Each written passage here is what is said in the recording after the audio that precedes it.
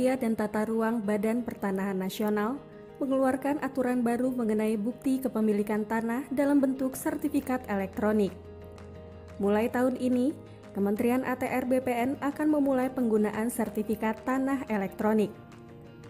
Melalui peraturan ini, maka pelaksanaan pendaftaran tanah yang sebelumnya dilakukan secara konvensional dapat dilakukan secara elektronik, baik itu pendaftaran tanah pertama kali maupun pemeliharaan data. Kementerian ATR BPN kini tengah menyiapkan langkah-langkah pelaksanaan pendaftaran tanah secara elektronik tersebut. Pelaksanaannya diberlakukan bertahap.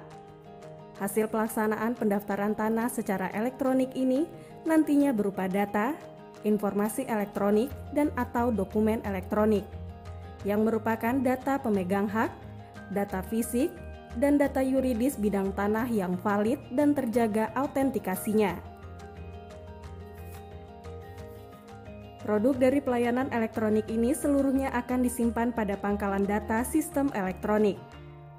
Penyelenggaraan sistem elektronik untuk pelaksanaan pendaftaran tanah ini nantinya akan meliputi pengumpulan data, pengolahan data, dan penyajian data. Hasil penyelenggaraan sistem elektronik tersebut berupa sertifikat tanah dalam bentuk dokumen elektronik. Nantinya sertifikat elektronik yang diterbitkan melalui sistem elektronik akan disahkan menggunakan tanda tangan elektronik sesuai dengan ketentuan peraturan perundang-undangan.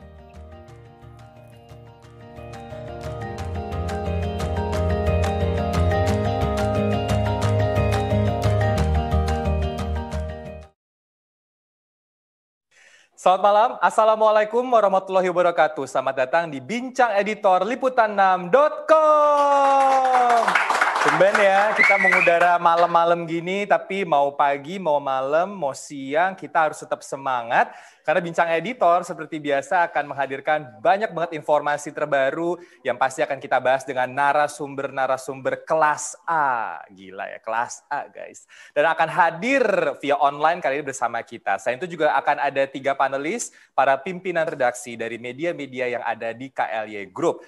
Nah, seperti teman-teman yang udah tonton tadi dari video yang sudah kita sajikan, hari ini kita akan berbincang tentang sertifikat elektronik. Nah, sertifikat tanah elektronik dan bagaimana penerapannya. It sounds new? Yes, it is because it's literally brand new. Ya, mungkin kita juga masih bingung, itu nanti bentuknya gimana, cara daftarnya gimana, terus nanti biar nggak hilang tuh gimana negara menjamin. Kita akan langsung ngobrol dengan Menteri Agraria dan Tata Ruang dan juga Kepala Badan Pertanahan Nasional, Bapak Sofyan Djalil. Assalamualaikum, Pak Sofyan.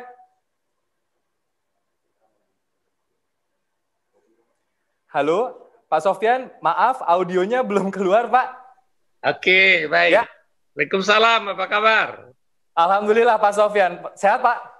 Sehat, Alhamdulillah. Saya lihat peserta ini udah kayak rapat TRBTN aja ini. Sebagian besar wajah-wajah yang saya kenal yang tampil di Ini berarti antusias, Pak, mau ketemu Bapak malam hari ini, Pak. Kalau kami sudah sering sekali ketemu, Bapak, apalagi dengan adanya Zoom ini, rapat bisa 1 hari 3-4 kali, terus kemudian berbagai hal kita bisa bicara langsung, ada masalah bisa komunikasi langsung, luar biasa teknologi yang ada dan itu memudahkan hidup kita, menyebabkan banyak sekali hal-hal yang selama ini belum dipikirkan, menjadi praktis dan menjadi realita. Betul. Semua itu banyak sekali orang yang terkaget-kaget dengan perkembangan teknologi ini. Termasuk soal sertifikat tanah ya, Pak? Elektronik. Iya, betul.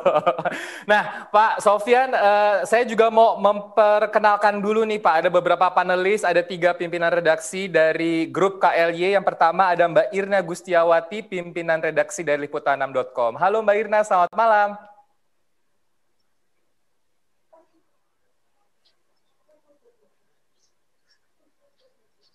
Mbak Irna, maaf audionya belum keluar, Pak. Mbak. Halo, selamat malam. Selamat malam Pak Sofyan. Terima kasih Pak sudah bergabung di Bincang Editor, Pak. Ya, selamat malam Irna. Selain Mbak Irna, ada juga nih Pak yang nggak kalah cantik dari Mbak Irna, ada Mbak Retno Pinasti, pimpinan redaksi dari SCTV dan Indosiar. Hai Mbak Retno, selamat malam. Halo, malam Mas Ito. Lalu loh Mas Ito tuh bikin sumringah lagi, padahal tadi udah agak-agak ngantuk gitu. Alhamdulillah ya Mbak. Ya Pak Sofyan, selamat malam Pak. Selamat Mas, malam, malam Retno. ini Selamat kita malam. diskusi untuk topik yang lagi hangat dan ditunggu-tunggu penjelasannya nih oleh banyak netizen khususnya. Tuh. Dan Pak, ini ada satu nih Pak yang paling ganteng di antara panelis saya selain Bapak pastinya. Ada pimpinan redaksi dari Merdeka.com, ada Mas Ramadian Fadila atau Mas Ian. Halo Mas Ian, selamat malam. Malam, halo, Assalamualaikum Mas Ito, Pak Menteri. Ya Mas Ian. Semoga Selamat sehat malam. selalu, Pak. Ya, baik. Mbak Irna, Mbak Eno, Mas Ian seperti biasa saya mau ke Pak Menteri terlebih dahulu, boleh ya? Jadi kita minta tunggu sebentar. Pak Sofyan, ini kalau berbicara tentang sertifikat tanah elektronik, banyak masyarakat yang mungkin belum familiar, Pak. Tapi sebelum kita membahas detail, sebetulnya kenapa kemudian Kementerian Agraria ini mengeluarkan kebijakan tentang sertifikat tanah elektronik? Apakah berdasarkan hasil tinjauan sebelumnya, sertifikat fisik itu kurang efektif, atau ada pertimbangan lain, Pak, sehingga dikeluarkan sertifikat tanah elektronik? Ya, terima kasih Mas. Yang pertama adalah ingin saya jelaskan bahwa BPN, ATR BPN ini terus melakukan perbaikan, melakukan reformasi, melakukan berbagai peningkatan layanan sehingga sasarannya adalah BPN yang lebih baik, melayani secara profesional. Oleh sebab itu, BPN dalam beberapa tahun terakhir ini terus melakukan inovasi. Dulu Anda ingat kalau membuat sertifikat, 1 tahun BPN itu membuat sertifikat sekitar 1 juta sertifikat 1 tahun seluruh Indonesia. 2017 saya ditugaskan kemari oleh Presiden, kemudian Presiden menetapkan target yang kita sama-sama ingin capai, yaitu 5 juta. Kita perkenalkan produk yang disebut dengan PTSL, pendaftaran tanah sistematik lengkap. Jadi yang tadinya biasa sekitar 800.000 sertifikat, ya, produk BPN, kemudian dengan produk PTSL kita bisa mencapai lebih dari 5 juta. Target itu terus ditingkatkan lagi. 2018 menjadi capaiannya seluruh produk PTSL sampai dengan 9 juta. 2019 sampai dengan 11 juta. 2020 karena ada COVID, ada realokasi anggaran, kami masih bisa mengeluarkan produk PTSL mencapai lebih dari 6,5 juta. Ini adalah bagian dari bagaimana BPN terus meningkatkan pelayanan kepada publik. Di samping itu juga kami terus melakukan peningkatan pelayanan yang selama ini banyak tunggakan di kantor BPN. Apa itu tunggakan? Masyarakat datang ke BPN minta ganti nama, minta balik nama, minta pemecahan sertifikat, minta ini, minta itu. Nah, itu banyak sekali karena pekerjaan terlalu banyak di BPN, kadang-kadang itu lama baru selesai. Kita terus perbaiki sistem supaya layanan itu bisa lebih cepat. Alhamdulillah yang tadi misalnya di kantor Bogor dulu saya ingat waktu saya baru masuk tunggakannya sampai dengan 12.000 kalau tidak salah, ya 12.000 tunggakan layanan BPN. Ya, Bogor ini memang terlalu besar karena 5 juta orang dilayani oleh satu kantor. Ya, nah sekarang kemudian menjadi relatif hampir habis, terkikis. Ya, jadi kita perbaiki yang tertunda. Yang tidak bisa kita layani, kita kembalikan. Yang bisa kita layani, kita cepat selesaikan, dan lain-lain. Hari ini, kalau Mas pergi ke kantor BPN, saya bisa mengatakan bahwa BPN kini lebih baik. Walaupun belum sebaik harapan masyarakat. Tapi kami punya komitmen, seluruh insan BPN yang hadir di sini, dan seluruh insan BPN seluruh Indonesia, kami punya komitmen. Ingin melayani masyarakat secara lebih baik, secara lebih profesional, secara lebih dipercaya. Jadi itu background-nya. Kemudian bidang IT ini memang menarik karena ini barang baru, ya kan? Banyak orang terkaget-kaget. Iya, Pak. Halo? Oke. Iya, Pak Sofyan? Oke. Iya. Kalau begitu, bagian dari pelayanan publik tadi, kami memperkenalkan layanan elektronik. Ya, layanan elektronik. Hari ini ada 4 layanan sudah menggunakan layanan elektronik. Ya, misalnya pengecekan tanah. Dulu kalau Anda mau pengecek tanah harus ke kantor BPN. Sekarang bisa dicek lewat layanan elektronik, lewat telepon, lewat komputer. Kemudian juga kalau ingin tahu berapa zona nilai tanah kalau mau terjadi transaksi di daerah yang sudah ada zona nilai tanah bisa dicek secara elektronik. Kemudian kalau masyarakat mau menjaminkan tanahnya dapat pinjaman di bank, maka ada yang disebut dengan hak tanggungan. Hak tanggungan juga sudah dengan secara elektronik. Tidak perlu lagi ketemu dengan pejabat BPN. Cukup bank, masyarakat, peminjam, berurusan dengan PPAT, dengan bank, kemudian bank akan mendaftarkan hak tanggungan secara elektronik. Nanti kalau masyarakat telah membayar utang, maka hak tanggungan itu disebut diroya. Diroya itu artinya dihapus hak tanggungannya. Itu juga dilakukan secara elektronik. Jadi 4 layanan sekarang ini sudah menggunakan transaksi elektronik. Akibatnya apa yang terjadi? Antrian di kantor BPN. Kantor BPN yang sibuk sekali, misalnya hampir semua kantor Jakarta, Surabaya, kota-kota besar yang sibuk sekali, itu dengan ada 4 layanan elektronik ini berkurang antriannya bisa sampai 30-40%.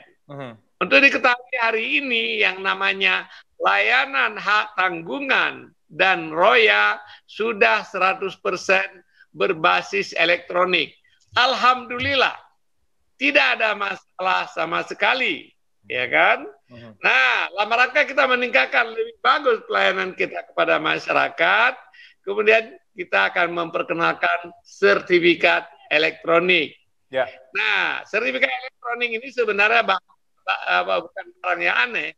Cuman kemarin ada kutipan yang di luar konteks, ya, bahwa seolah-olah BPN akan menarik semua sertifikat. Karena kutipan seperti itu membuat semua orang bangun dan mikir apa-apaan ini BPN mau menarik sertifikat kita. Itu tidak benar kutipan tersebut. Nanti kita jelaskan lebih detail. Ya, nah ini jadi menarik Pak, karena memang kalau betul seperti yang disampaikan oleh Pak Sofyan ketika kebijakan ini mulai diinformasikan kepada masyarakat, kemudian terutama di media sosial Pak Sofyan, banyak warganet begitu, termasuk juga beberapa mungkin pembaca liputan6.com berpikir bagaimana kemudian nasib orang-orang yang sudah memiliki sertifikat tanah fisik gitu, apakah mereka harus mendaftar ulang atau mungkin nanti secara otomatis keluar elektroniknya atau seperti apa Pak Sofyan? Mungkin itu bisa dijelaskan Pak Sofyan. Ya. Terima kasih. Yang pertama, itu peraturan menteri telah dikeluarkan untuk bisa kita mulai memperkenalkan sertifikat elektronik. Kembali, mulai memperkenalkan sertifikat elektronik. Untuk mulai itu, maka harus ada dasar hukumnya. Maka dasar hukum itu dikeluarkan peraturan menteri, karena dengan peraturan menteri kita bisa mendaftar untuk di BSSN, Badan Security Cyber Nasional. Kita bisa mendaftarkan di Kominfo sebagai regulator yang mengatur ICT. Itu. Maka peraturan itu dikeluarkan adalah untuk memungkinkan BPN mulai menerapkan sertifikat elektronik. Tapi sekarang belum siap karena teknisnya harus kami keluarkan aturan lebih detail. Yang ribut kemarin adalah orang mengutip secara tidak tepat atau di luar konteks dari peraturan tersebut bahwa akan ada penarikan. Yang benar adalah penarikan itu tidak kita lakukan, dan saya jamin, dan bahkan saya ingatkan kepada masyarakat, jangan pernah ada yang percaya kalau ada orang mengatakan mau ditarik sertifikatnya, itu nggak ada, ya, nggak ada. Jadi apa yang kita lakukan tahun ini dengan adanya peraturan menteri tadi telah ada dasar. Kita akan coba di beberapa kota dulu, dan kita uji coba dengan tanah yang masih terbatas. Kita uji coba di Jakarta 5 kantor, kemudian di Surabaya 2 kantor, kemudian mungkin kita pilih 1, 2, 3 kantor lain yang sudah siap masyarakatnya, infrastrukturnya sudah siap. Kemudian kita juga batasi lagi bahwa yang kita lakukan itu mungkin masih terbatas kepada tanah-tanah pemerintah daerah. Itu taman misalnya mau disertifikatkan, kita bikin sertifikat elektronik. Kemudian masjid, bukan masjid, jalan, kemudian fasilitas-fasilitas umum yang disertifikatkan, kita bikin sertifikat elektronik. Begitu juga tanah-tanah milik perusahaan, misalnya ada gedung Jalan Tamrin, Jalan Sudirman ini, kalau mereka mau perpanjangan HGB-nya, kita keluarkan sertifikat elektronik. Ini adalah bagian dari uji coba, ya kan, sambil mengedukasi masyarakat. Baik. Nanti pelan-pelan akan kita perluas. Tapi sertifikat yang lama tetap berlaku, tidak ada perubahan apapun. Jadi, Mas, sertifikat elektronik adalah mengubah formatnya saja. Tadinya dalam bentuk kertas, nanti yang kertas ini sudah ada dalam format digital, ya. Itu. Oke. Baik, ada beberapa poin yang saya ingin catat, Pak, sebelum saya lempar ke para pimpinan redaksi. Jadi sertifikat tanah yang sudah dimiliki oleh warga yang berbentuk fisik itu masih berlaku, itu yang pertama. Dan kemudian kalau ada hoax atau berita bohong yang tersebar tentang penarikan sertifikat oleh Kementerian Agraria, itu tidak benar, karena tidak akan ada penarikan sertifikat oleh Kementerian Agraria. Dan sampai dengan saat ini yang sudah dilakukan adalah uji coba yang dilakukan di beberapa kantor BPN, baik itu di Jakarta dan Surabaya ya Pak, dan ini juga masih dilakukan untuk tanah-tanah yang terbatas dalam artian yang dimiliki oleh Pemda, begitu seperti taman atau jalanan, dan juga di swasta yang mungkin memang akan memperpanjang hak gunanya, gitu kira-kira ya Pak. Itu yang perlu kita catat dan cukup menjawab beberapa kekhawatiran. Pada Mbak Eno. Mbak Eno tadi sudah mendengarkan beberapa penjelasan sedikit dari Pak Sofyan. Mungkin ada yang ingin ditanyakan, Mbak Eno, silakan.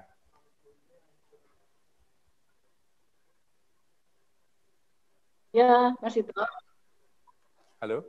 Ya, maaf ini kalau sinyalnya kurang. Ya. Oke. Ya. Selamat malam Pak Sofyan. Saya mengapresiasi nih upaya digitalisasi sertifikat ya, yang dari penjelasan Bapak barusan menawarkan sejumlah manfaatnya. Dan sebagai media juga warga, kami berharap digitalisasi ini menjadi solusi juga Pak atas berbagai permasalahan pertanahan yang ada. Nah, saya ada 2 pertanyaan nih Pak Sofyan. Yang pertama ini terkait pengalaman pribadi dulu ya Pak ya. Jadi ini sekitar 2 tahun lalu, saya dan beberapa teman ini membeli sebidang tanah di kawasan Bogor, Pak Sofyan. Saat beli, kami verifikasi sampai 3 kali ke BPN setempat. Dan juga bersama 2 bank BUMN. Dan dinyatakan clean, jadi tidak ada masalah dan sah oleh BPN kedua bank tersebut. Rencananya akan ini Pak dibikin klaster kecil gitu untuk 60 rumah sederhana. Tapi saat sedang dibangun nih Pak Sofyan, tiba-tiba ada pihak lain yang mengklaim memiliki tanah ini, dan pihak tersebut juga memiliki sertifikat asli dengan nomor berbeda yang dikonfirmasi clean juga Pak oleh kantor BPN yang sama. Jadi tampaknya ada 2 sertifikat asli yang sah dan dua-duanya produk BPN atas lokasi tanah yang sama. Nah, saat ke BPN pusat, kebagian sengketa saat itu Pak dikembalikan ke BBN lokal tersebut dan sampai sekarang belum ada penyelesaiannya. Jadi saya termasuk pihak-pihak yang berharap pada e-sertifikat ini Pak.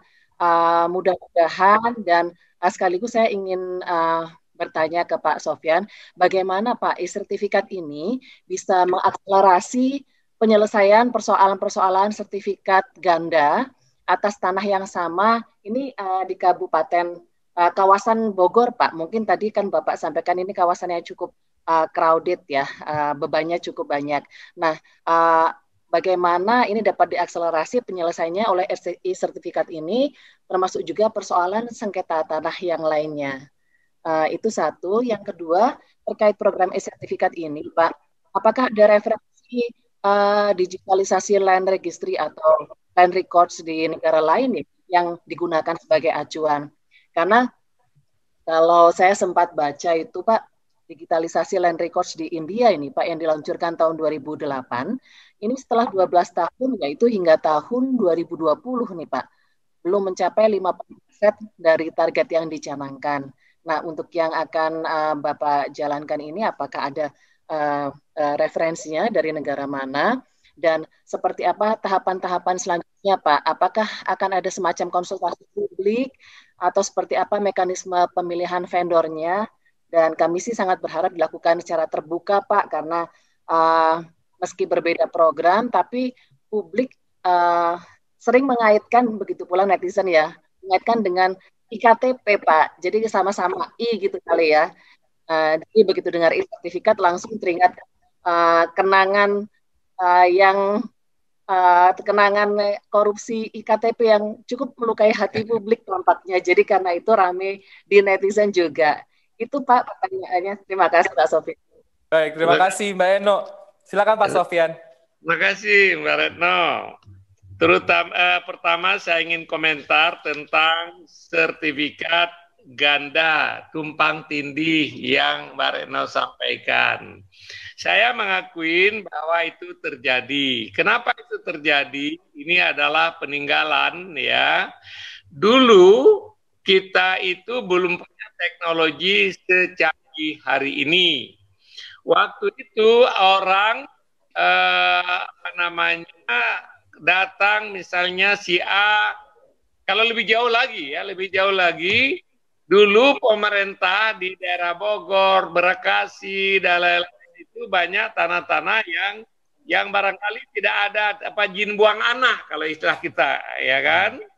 Kemudian dipikirlah program tanah itu dibagikan misalnya dalam bentuk redistribusi tanah, ya. Itu kejadian tahun-tahun 70, 60, 70, ya, 70. Nah, akhirnya apa yang terjadi waktu itu pengukurannya tidak seperti sekarang. Kalau sekarang ada alat yang bisa menentukan setiap titik dengan koordinat. Jadi hari ini orang yang datang membawa alat menetapkan di sini, ini koordinatnya ini, ya. Itu koordinat itu akan bisa begitu tahu koordinat dari manapun bisa kita lihat. Dulu nggak begitu. Dulu kalaupun ukur pakai tali, kadang-kadang ya pakai teodolit, ya kan. Kemudian waktu itu nggak ada ini, akhirnya dibikin kadang-kadang batas alami. Batas alami misalnya parit, pohon besar misalnya. Kemudian batas-batas alam. Dunia berubah, waktu berubah, kemudian lebih parah lagi banyak orang nggak menguasai tanahnya. Tanah itu misalnya saya beli tahun 72 misalnya atau 70 ya. Kemudian saya nggak menguasai tanahnya. Dikeluarkan sertifikat tahun 72 itu dengan ukuran-ukuran yang kita sebutkan, ya kan? Nggak dikuasai tanahnya bertahun-tahun, kadang-kadang belasan tahun, berpuluh tahun, begitu. Kemudian ada orang lain yang datang ke sana, kemudian mengklaim bahwa tanah itu tanah dia. BPN ini kan tugasnya mengecek tentang kebenaran formal, ya, kebenaran formal. Kepala desa membuat surat keterangan, kemudian yang bersangkutan mengatakan tanah dia, kemudian datang kita ukurnya mana? Kondisi yang dulu, ya, itu sudah berubah. Diukur lagi, kemudian keluarlah sertifikat yang kedua. Mungkin batas waktunya bertahun-tahun begitu, ya kan? Sehingga begitu dicek di BPN ini, berdasarkan data yang ada, itu nggak tahu mana ini gitu loh. Dalam catatan data yang dibawa sertifikat yang A tadi, nggak ada catatan, nggak ada blokir, nggak ada apa begitu loh. Kemudian tidak tahu, Anda beli, itu misalnya. Kemudian nanti orang yang 16 tahun kemudian sertifikat dikeluarkan, yang mengklaim bahwa tanah itu tanah dia, datang mengatakan bahwa itu adalah tanah dia. Itu misalnya contoh. Itu contoh yang apa. Bagaimana kita selesaikan? Dalam hal ini memang agak menjadi rumit sekali menyelesaikannya. Harus dilihat lagi bukti-bukti awalnya. Bagaimana bukti yang pertama diberikan dulu, ya kan? Itu ada warkah di kantor BPN. Ya. Kemudian orang kedua, buktinya dari mana, ya kan? Nah, kadang kepala desa kadang-kadang mengeluarkan SKT, surat keterangan tanah. Ya, di beberapa tempat itu SKT itu loose sekali dikeluarkan. Bapak datang diberikan SKT, saya datang diberikan SKT. Ya, nah kondisi yang seperti itu yang menyebabkan terjadi tumpang tindih. Walaupun Retno kemukakan tadi itu tumpang tindih kasus Retno, saya akui bahwa itu terjadi. Sebenarnya dari segi statistik nggak banyak. Kita sekarang sudah mendaftarkan tanah sekitar hampir 70 juta bidang, ya. Yang terjadi kasus seperti Retno sampaikan itu cuma 0,0 sekian persen, ya. Tapi 0,0 sekian persen itu juga adalah masalah. Nah, apa yang bisa kita lakukan? Kalau bisa kita mediasi. Ya, mediasi, kemudian itu bisa selesai kalau bisa selesai. Kalau tidak, terpaksa kemudian ke pengadilan. Di pengadilan bertempurnya juga bisa lama sekali, ya kan? Oleh sebab itulah, dulu lagi sertifikat itu diberikan nama sporadis.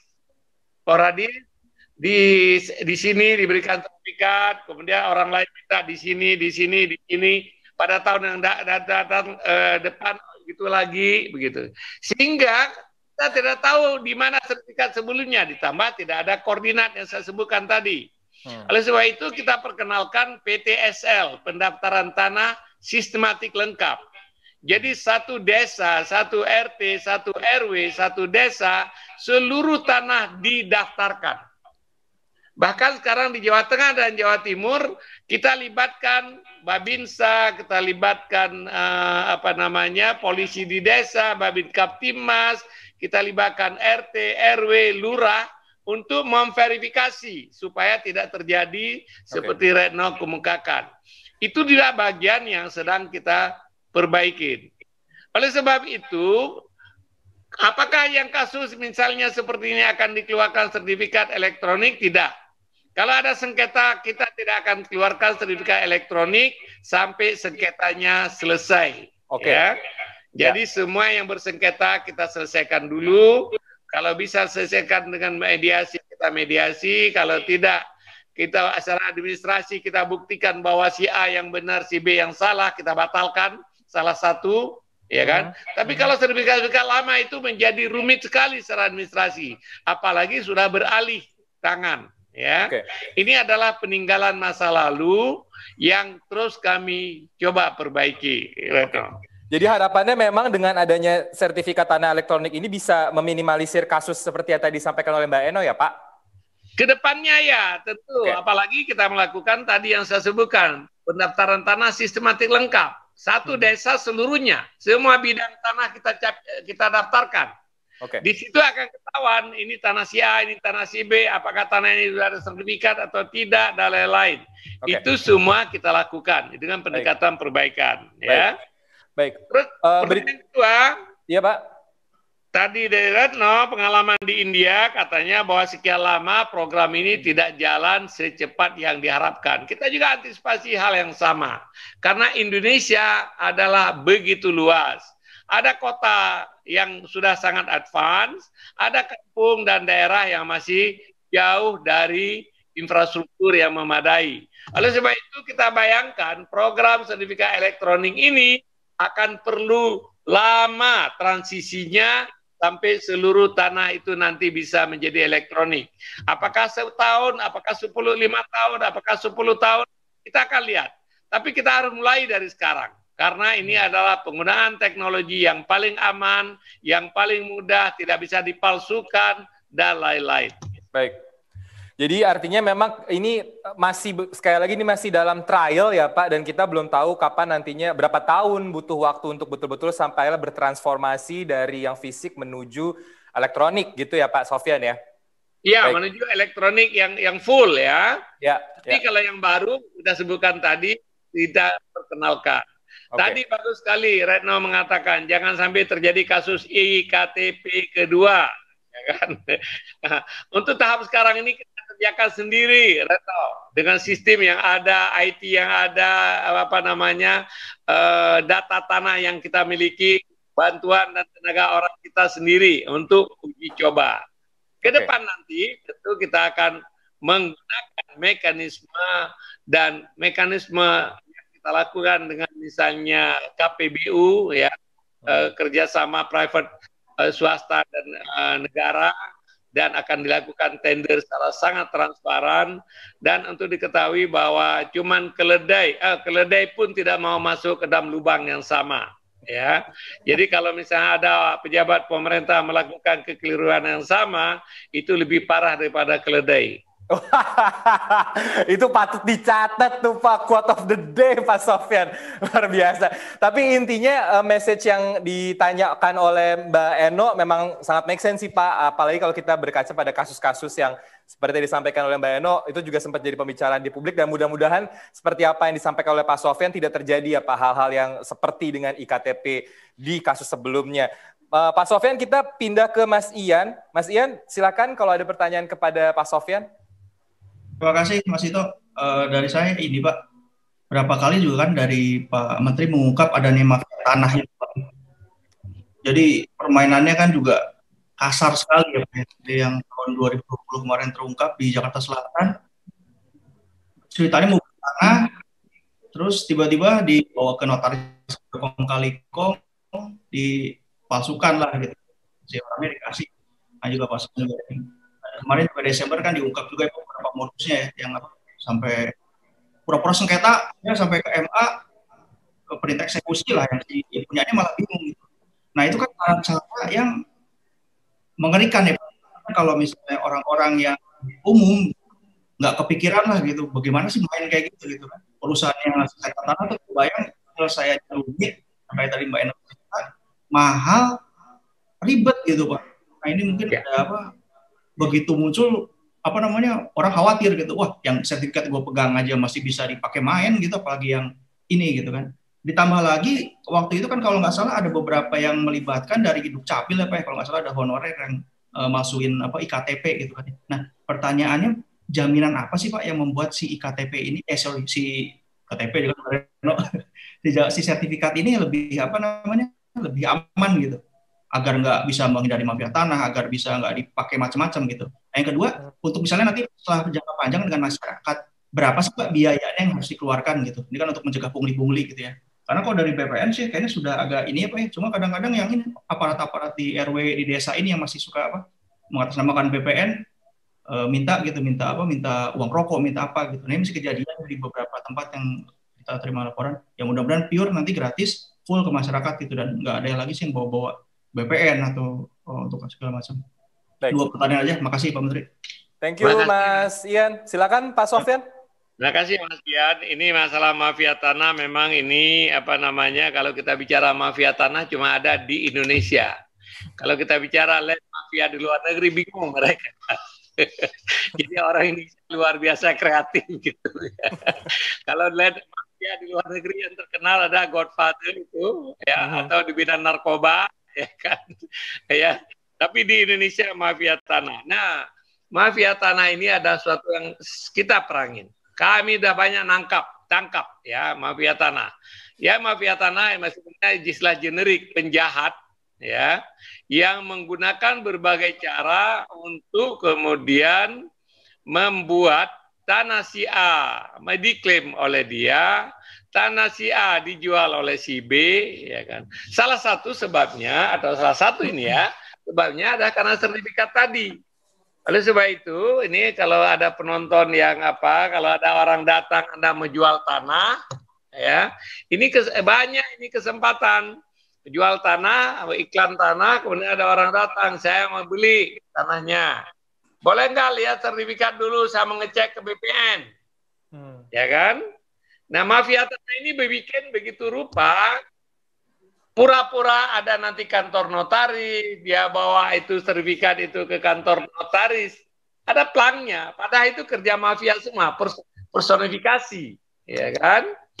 Datang ke sana ke notaris itu, dia sudah lihat dulu, udah pinjam dulu ini sertifikat. Nanti dia bilang kita ketemu di kantor notaris. Datang ke kantor notaris yang kasus yang dibongkar waktu itu. Sampai ke sana, dia bilang, oh nggak jadi Pak, nggak jadi. Akhirnya notaris itu mengembalikan sertifikat tadi yang dipinjam. Padahal yang dipinjam ini palsu sekarang, yang dikembalikan palsu. Yang aslinya udah dipegang oleh mafia tadi. Kemudian oleh mafia dijual ke pihak lain, digadaikan pihak lain. Yang menggadaikan, yang menerima gadai, cek ke BPN. Bersih, karena memang sertifikat asli. Milik tanah nggak tahu bahwa yang dia pegang, dia dibawa ke rumah, yang taruh di laci atau taruh di berangkas, itu sertifikat palsu. Ya kan? Nah, yang begini tidak akan terjadi lagi kalau kita sudah digitalisasi. Data tanah, ini nanti orang boleh pegang, kita stempel aja bahwa sertifikat ini telah didigitalisasi dan sertifikat ini menjadi tidak berlaku lagi. Tapi sebagai bukti masyarakat kalau saya punya tanah sertifikat ini, dokumen elektroniknya sudah ada di BPN. Ini boleh aja dipegang. Oleh sebab itu kita nggak akan tarik. Jadi nanti kalau bisa ada sertifikat yang kita ubah dengan elektronik, kalau mau dipegang oleh masyarakat, kita kembalikan masyarakat. Cuma kita gunting aja mungkin di pojoknya. Seperti orang punya paspor itu digunting, tidak ada manfaatnya lagi. Tapi ini kalau ada apa-apa dia bilang bisa lihat data-data ini sama dengan data elektronik. Itu yang pertama. Pak, sebelum lanjut Pak, saya tertarik nanya juga nih Pak, dari penjelasan Pak Sofyan. Mas Ian, maaf saya tambahin pertanyaannya. Artinya nanti ketika ada bentuk sertifikat tanah ini Pak, bisa nggak Pak? Misalkan saya calon pembeli tanah begitu Pak, kemudian saya bertanya soal sertifikat tanah kepada penjual gitu. Bisa nggak Pak nomor seri atau nomor resi atau nomor sertifikatnya itu kita cek via online atau lewat aplikasi mungkin karena udah digital base gitu Pak, sehingga kita nggak harus ke kantor BPN gitu, kita bisa langsung mengecek bahwa oh iya itu sertifikatnya betul terdaftar secara elektronik di BPN dan ini sudah sah untuk dijual gitu. Apakah nanti itu mungkin juga Pak untuk dilakukan Pak ke depannya? Dimungkinkan, tetapi tentu yang bisa mengecek adalah orang yang punya kepentingan. Sama seperti saya nggak bisa ngecek rekening Anda. Ya. Ya kan? Ya. Jadi kalau saya bisa ngecek rekening Dian, apalagi bisa saya pindah ke rekening Dian, senang bener gitu. Jadi nanti kalau misalnya orang mau jual tanah, selama ini kan tunjukkan ini sertifikatnya, ya kan, ngecek ke BPN. Nanti orang itu mengatakan, oke, bisa di-print bahkan oleh yang bersangkutan. Tapi itu bukan bukti, ya kan? Yang bukti nanti lewat sistem ini, di-print aja ini. Oh ini sertifikatnya. Yang di dalam bentuk elektronik ini. Nanti kalau mau transaksi mengikuti prosedur yang ada PPAT, ada akte, ada macam-macam gitu loh. Jadi nggak perlu lagi ke BPN untuk mengecek ini karena bisa dicek secara elektronik begitu. Oke, baik. Cukup jelas Pak, terima kasih. Apakah aman, ya kan? Sebenarnya kalau kita lihat bukti-bukti elektronik yang ada, ya kan, itu aman sekali. Satu dua case misalnya seperti iktp yang waktu itu dibikin Itu penyelewengan yang seperti itu, ini sekarang oleh IKTP juga mereka sudah tutup semua itu, ya kan? Nah, kita ini kan mendatang belakangan, semua kelemahan-kelemahan yang ada ini kita tutup semua. Jadi nanti yang pertama kita ikuti standar yang ditetapkan oleh Badan Security Cyber Nasional. Kita ikuti standar yang dikeluarkan oleh Kominfo. Kita juga akan mungkin nanti ISO khusus untuk standar keselamatan IT.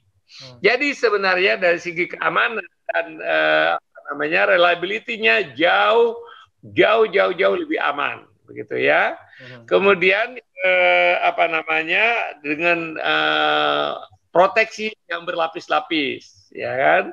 Mungkin saya ingin menggambarkan sedikit pada masyarakat. Dulu kita itu kalau punya rekening bank itu ada buku tabungannya. Sekarang nggak ada lagi buku tabungannya, ya kan? Yang ada adalah di dalam ini aja. Saya mau pindahkan uang, bla bla bla, keluar uangnya gitu kan. Yang bisa saya masuk akses ke rekening. Kalau lupa password, nanti hubungan dengan bank. Kalau pakai misalnya biometrik, ya kan, biometrik ini lapor ke bank, banyak persyaratan ditanyakan. Itu uang yang ada di bank itu jumlahnya itu ribuan triliun, tapi tidak ada yang hilang gitu kan. Nah, itu. Begitu juga di pasar modal. Oleh sebab itu dokumen elektronik sebenarnya cukup aman. Cuman saya nggak bisa meyakinkan kalau bapak-bapak atau orang masyarakat yang belum familiar dengan masalah itu. Oleh sebab itu kita biarkan. Kalau misalnya masyarakat mau yang kertasnya aja, oke. Kalau misalnya mau dijaminkan ke bank kan nanti datanya sudah dimasukkan ke dalam elektronik. Ini pegang aja, udah digunting misalnya atau sudah distempel. Jadi oleh sebab itu nggak ada penarikan, ya kan? Untuk biaya Pak, gimana Pak? Udah ada standarnya Pak? Itu dengan elektronik ini menjadi jauh lebih murah karena di masa depan kantor BPN pun itu kalau kita lihat negara maju itu akan makin kecil kalau seluruh tanah sudah terdaftar, tapi itu akan perlu waktu yang panjang. Ya, dan yang paling penting ada Pak Dian, Mas Dian, kita harus menerapkan segala teknologi pelayanan publik yang jauh lebih baik. Pak Presiden dalam kampanyenya mengatakan bahwa negara ini akan menuju DILAN, digital melayani, ya, melayani secara digital, sehingga masyarakat, termasuk Undang-Undang Cipta Kerja sekarang, nanti izin-izin itu digital aja. Kami juga memperkenalkan RDTR, rencana detail tata ruang. Jadi nanti seluruh detail rencana detail tata ruang akan ada di dalam bentuk digital, di dalam komputernya Kementerian ATR. Namanya GISTARU, Geo Information System Tata Ruang. Kalau Anda melakukan investasi di Surabaya, misalnya mau bikin rumah atau apa, lihat aja di GISTARU itu. Di situ warnanya apa? Warna untuk perumahan atau warna hijau. Apa persyaratannya? Tidak perlu lagi Anda pergi ke Surabaya itu, ya kan? Tinggal nanti minta izin lewat OSS. Itu ada bagian dari digital melayani. Nah, tentang mewah tanah ini saya tahu bahwa masyarakat masih skeptis. Maka kita lakukan secara pelan-pelan sampai kemudian termasuk profesor yang menulis kemarin yakin bahwa itu ada aman gitu loh. Baik, kita tunggu ya Pak nanti berapa kira-kira besaran biaya dan segala macam jika nanti sudah mulai diaplikasikan secara lebih luas. Baik, terakhir Pak saya mau memberikan kesempatan kepada Mbak Irna. Mbak Irna silahkan. Iya, selamat malam Pak Sofyan.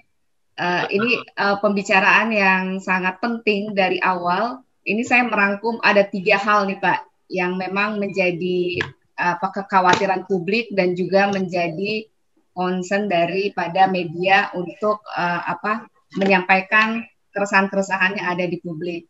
Pertama masalah infrastruktur Pak.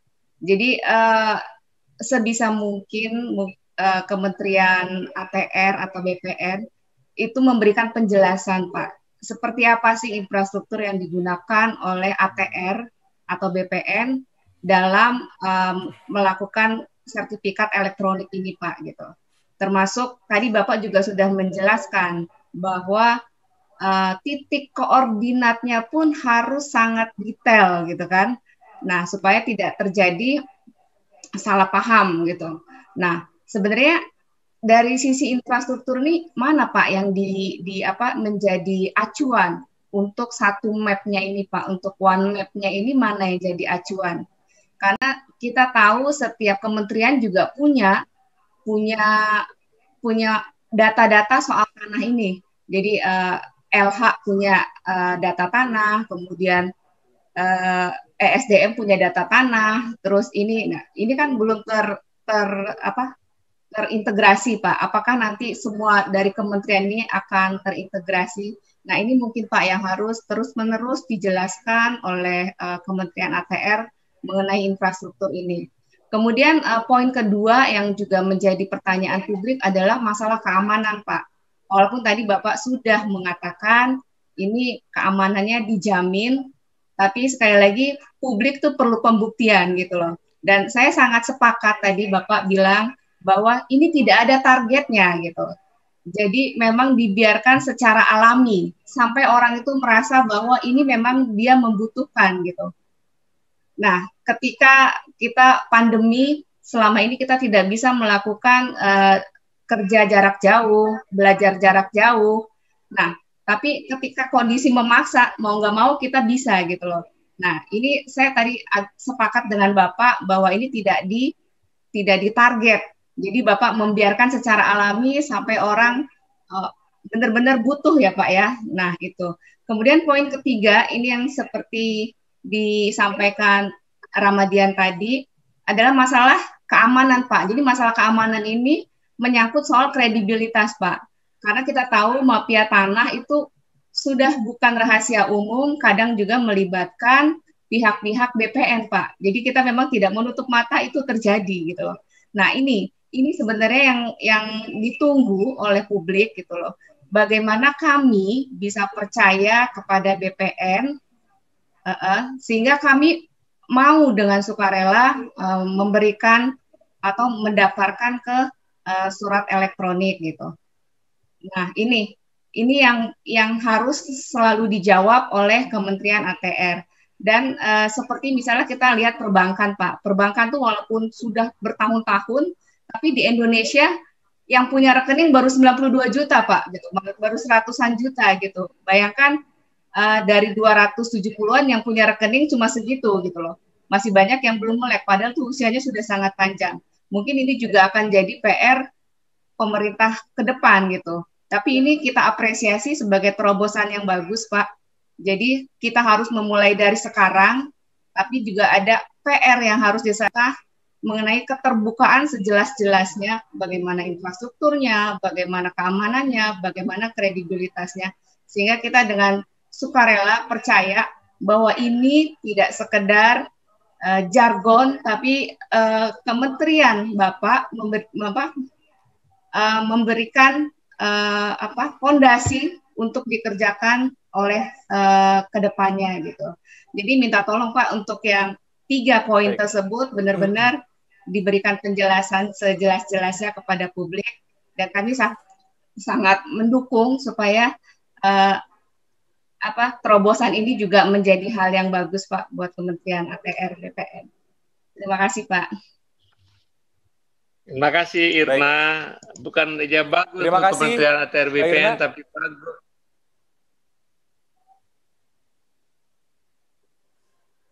Apa yang terjadi kok? Ya, Pak Sofyan silakan. Oke. Terima kasih. Kok ada dua suara itu?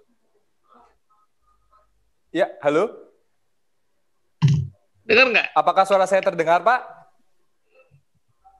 Suara Anda kedengar, tapi saya dengar suara saya sendiri. Apa yang terjadi?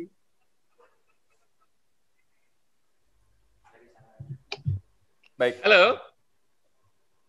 Oke. Ya, sekarang siap. sudah bagus. Pak Sofyan, silakan, Pak. Oke. Terima kasih banyak, Mbak Irna. Bagus sekali.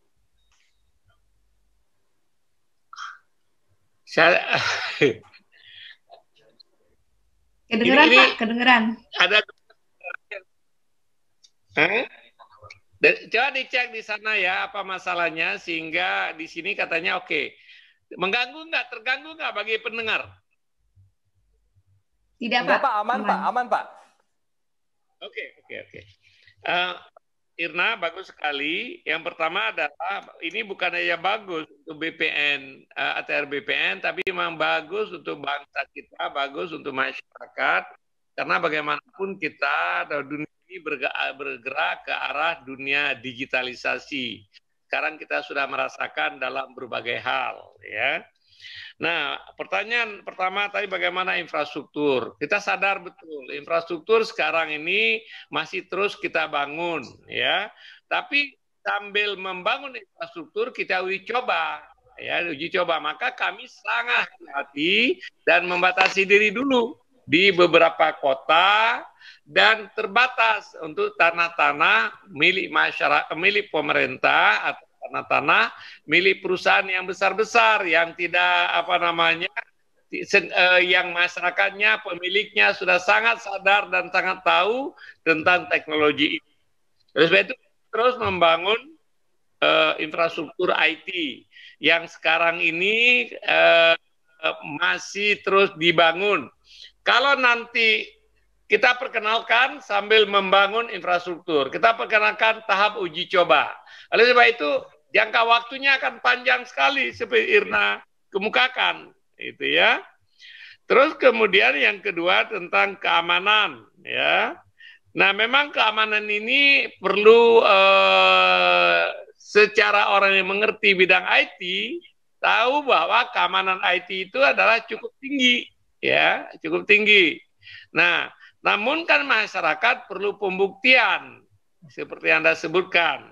Oleh sebab itu kita juga tidak akan memaksakan, kita akan tidak memaksakan masyarakat untuk langsung menggunakan atau mengubah tanahnya, ya, sampai masyarakat yakin bahwa ini sudah lebih lebih nyaman, lebih memudahkan, lebih melayani, lebih cepat, ya.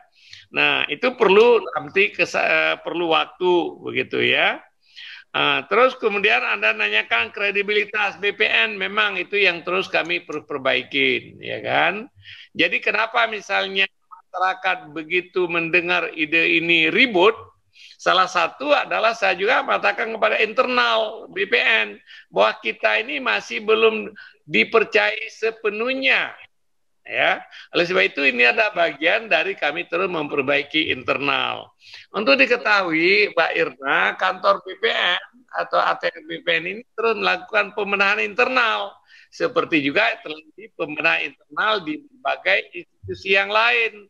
Aparat penegak hukum melakukan pembenahan internal, kemudian polisi, kejaksaan, BPN melakukan perbaikan internal. Kita terus perbaiki, misalnya kalau ada peraturan-peraturan yang kita anggap tidak cocok lagi, supaya lebih meningkatkan perlindungan masyarakat, kita ubah. Kalau dulu misalnya blokir tidak ada batas waktu, kemudian kita bikin aturan supaya ada batas waktu, memberikan kepastian.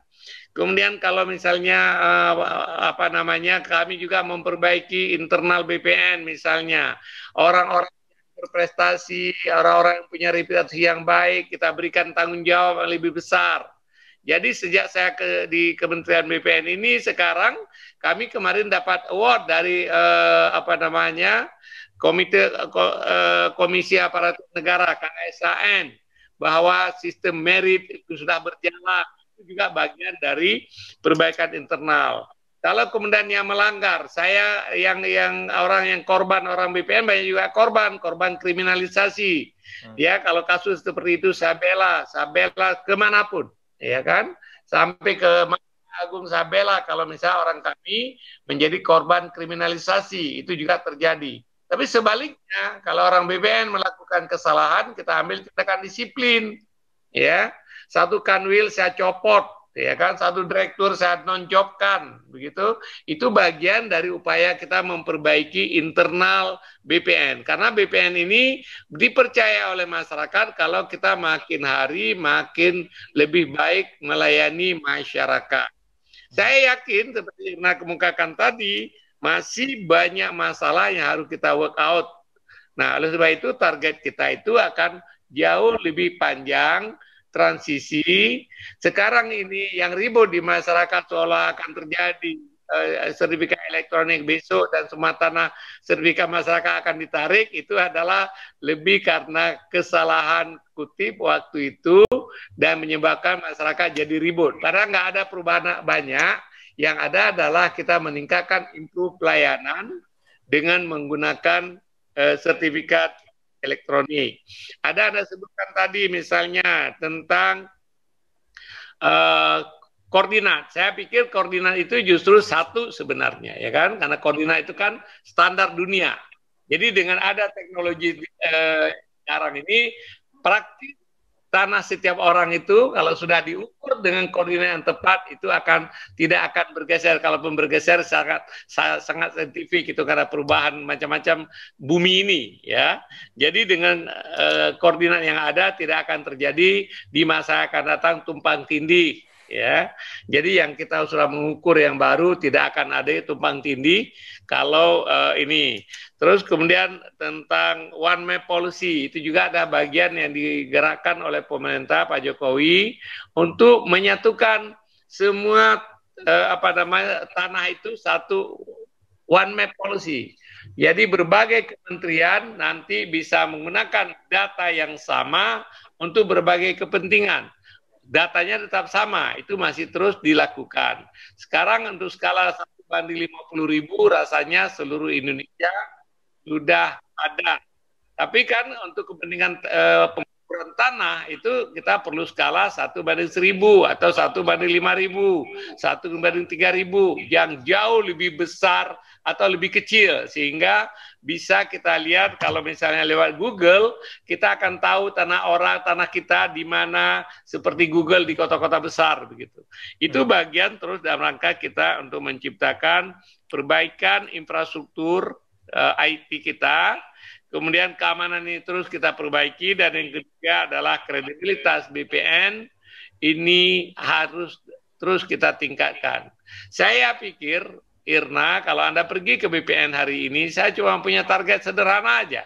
Ingin menjelaskan kepada masyarakat, BPN kini sudah lebih baik. Ya. Dan memang diakuin, saya banyak mendapatkan apresiasi dari masyarakat bahwa pelayanan BPN sudah jauh lebih baik. Ya kan? Nah, saya berterima kasih sekali kepada seluruh insan BPN yang hadir pada hari ini. Karena kerja teman-teman yang baik sekali ini yang menyebabkan hari ini rating BPN makin hari makin baik. Kita akan melakukan terus kemudian evaluasi, bahkan rating.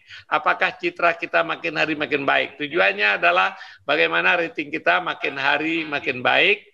Karena kalau BPN makin dipercaya oleh masyarakat, maka pelayanan masyarakat akan jauh lebih baik. Ya. Jadi Irna, saya tidak menutup kenyataan seperti itu, karena ini adalah sebuah bangsa seperti Indonesia, bangsa yang baru berkembang, semuanya perlu kita perbaikin, kita improve, kita ciptakan nilai tambah, ya kan?